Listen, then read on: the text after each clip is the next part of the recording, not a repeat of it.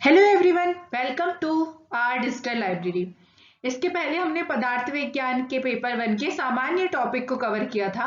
इस वीडियो में हम विशेष को देखेंगे। नेक्स्ट है विशेष, जिसको हम कॉमन लैंग्वेज में डिफरेंट भी बोल सकते हैं, यानी जो चीज एक दूसरे से डिफरेंट होती है वह विशेष कहलाती है। आचार्य चरक ने सूत्र स्थान के पहले अध्याय में ही इसका वर्णन किया है। फर्स्ट है हाश हेतु विशेषस्य प्रवृत्ति उभयस्तु, यानी वह चीज जो हाश करने का या किसी चीज को कम करने में सहायक होती है वह विशेष कहलाती है। वह सभी तत्व जो संसार की एक वस्तु को अन्य सभी वस्तुओं से अलग करता है वह विशेष कहलाता है। सेकेंड है विशेषस्तु पृथकत्व, यानी वह जो पृथकत्व कराने का यानी किसी चीजों में दो चीजों में डिफरेंशिएट करने में सहायता करता है वह विशेष कहलाता है। थर्ड है विशेषस्तु विपर्य, यानी विशेष जो है वो सामान्य का विपरीत होता है। विशेष भी 3 प्रकार का होता है, द्रव्य विशेष, गुण विशेष और कर्म विशेष।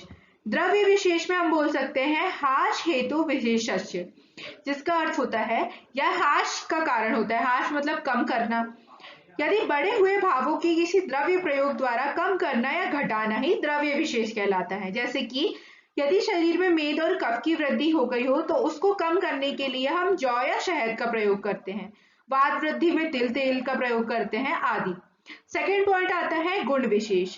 गुण विशेष में हम विशेषस्तु पृथकत्व लिख सकते हैं, यानी द्रव्य विशेष का प्रयोग करने पर गुणों के द्वारा उसके विपरीत गुणों की भी कमी होती है, उसे गुण विशेष कहते हैं। एग्जाम्पल, कफ के मधुर स्थिर एवं गुरु पिच्छल गुण के विपरीत कटु तिक्त कषाय एवं उष्ण वाले द्रव्य हाश का कारण होते हैं, यही गुण विशेष है। यानी कि कफ के विपरीत गुण वाले यदि हम चीज लेते हैं तो उसका हाश होता है, यानी कफ की क्षीणता होती है या फिर कफ जो है वहां पे कफ का क्षय होता है।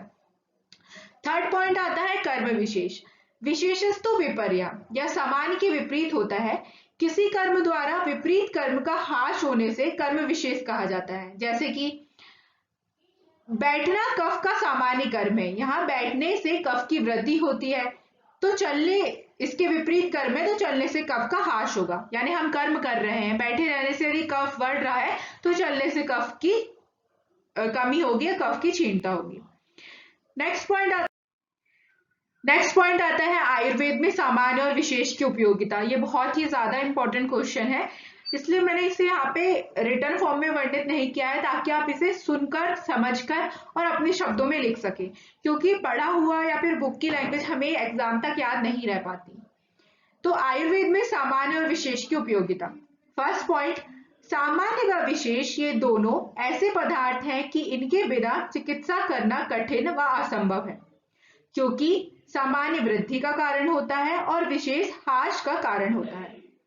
थर्ड पॉइंट, किसी स्वस्थ व्यक्ति का किसी कारण विशेष से शुक्र क्षय हो गया हो, उसे सामान्य सिद्धांत के अनुसार उसे शुक्र उत्पादक द्रव्यों का सेवन कराकर शुक्र उत्पादन किया जाता है और शरीर में शुक्र की वृद्धि की जाती है।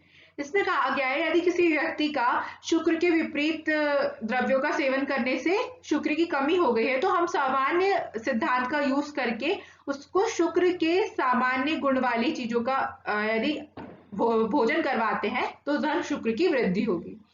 फोर्थ पॉइंट है, यदि अति मेदस्वी पुरुष को विशेष पदार्थों का ध्यान न रखते हुए उसे स्थौल्यवर्धक द्रव्य गुण कर्म सेवन कराएंगे तो वह और अति स्थौल्य हो जाएगा, तो उस दिशा में उसे विशेष स्थान के अनुसार स्थौल्यनाशक द्रव्य गुण कर्म का सेवन कराना उचित होगा। फलस्वरूप उसकी स्थूलता का हाश होगा। यानी कि यदि कोई व्यक्ति को स्थौल्य रोग है, वो बहुत मोटा है और वो घी आदि यदि स्थूलता बढ़ाने वाली चीजों का सामान्य चीजों का वर्धन कर रहा है तो उसको स्थूलता रोग उसका बढ़ेगा। तो हमको यहाँ पर विशेष सिद्धांत का यूज करके उसको ऐसे द्रव्य खिलाने हैं जो उसके मोटापे को या फिर उसकी स्थूलता को कम करे। नेक्स्ट पॉइंट आता है चिकित्सा में रोगों की परीक्षण तथा उसकी चिकित्सा के अवसर पर वातादि दोषों की अंश कल्पना की जाती है। यह भी सामान्य विशेष पर आधारित है। बढ़े हुए दोषों के विपरीत गुण वाले द्रव्यों का प्रयोग कर उन्हें नष्ट किया जाता है। ये कहना चाह रहा है कि यदि वात की वृद्धि हुई है किसी के शरीर में तो हम वहां पर सामान्य का मतलब विशेष सिद्धांत का यूज कर वात को कम कर सकते हैं।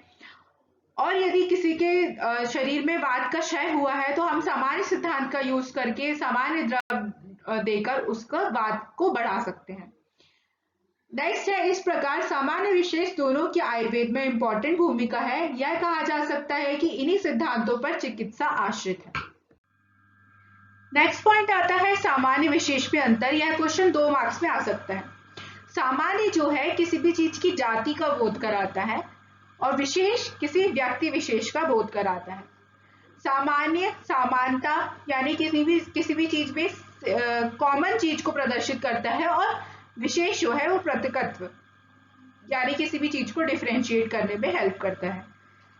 सामान्य अभेद का प्रतीक है यानी किसी भी दो चीज जो सामान्य है उसमें हम भेद नहीं कर सकते। और विशेष भिन्नता यानी दोनों चीजों में अलग अलग पॉइंट्स को प्रदर्शित करता है यानी ये चीज भिन्न है ये दर्शाता है। सामान्य एक अभिन्न है। अभिन्न का मतलब होता है उसमें हम डिफरेंशिएट नहीं कर सकते। घुमा फिराकर सारे पॉइंट्स एक ही बात को डिफाइन कर रहे हैं। और इस तरह विशेष जो है वो असंख्य है यानी हम उसकी गिनती नहीं कर सकते। Thank you so much. Next topic हमारा होगा सिलेबस का पॉइंट नंबर 8 समवाय।